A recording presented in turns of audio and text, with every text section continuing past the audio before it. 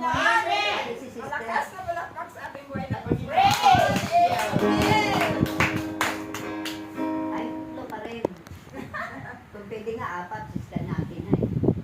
Ay, makinig ng... Ito lang magtotok si ano lang si Meli. Madadako na Sister po Mel. sa pasasalamat. Tayo pagkaloob ng ating ginang ng Ako lang. tahanan, ginang ng Kami ni Sister, ano? Kayong dalawa. Walang hilit iba, ginang, so, Dulce. Dulce, matamis pa rin hanggang ngayon. Sa amin sa Bisaya, Dulce. Salamat. Salamat. Candy, Dulce. Good morning. Morning po. Morning po. Good morning sa lahat ng mga members, sa lahat ng members ng Set My Spirit. Amen.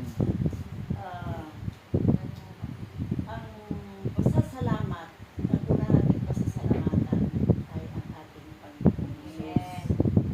Dahil sa pasasalamat, ang unang-unang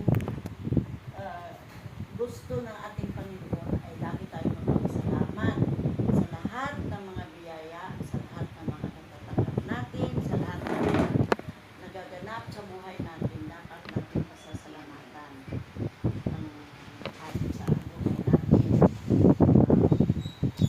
Sa aking pasasalamat, nagpapasalamat ako sa panahon ito dahil kahit na tumatanda na tayo, nagkikita-kita pa rin tayo, nagsasama-sama pa rin tayo, nagsisilibrate pa rin tayo ng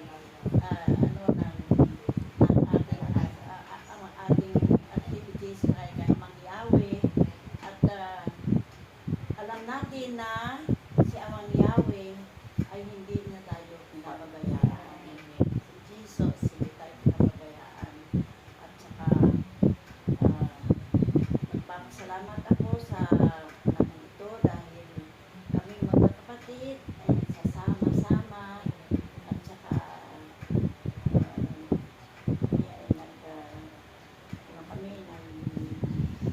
banding na kami sa aming mga edad na ito at saka sa mga arawan ng mga members ng aming family, sila Blandin, sila arawan ni Blandin, yung 3, kaya lang doon siya sa probinsya, mga apo ko, tapos maraming may kaarawan ngayon, si Cherry, yung yung asawa niya sa Bohol, kaya umuwi siya doon.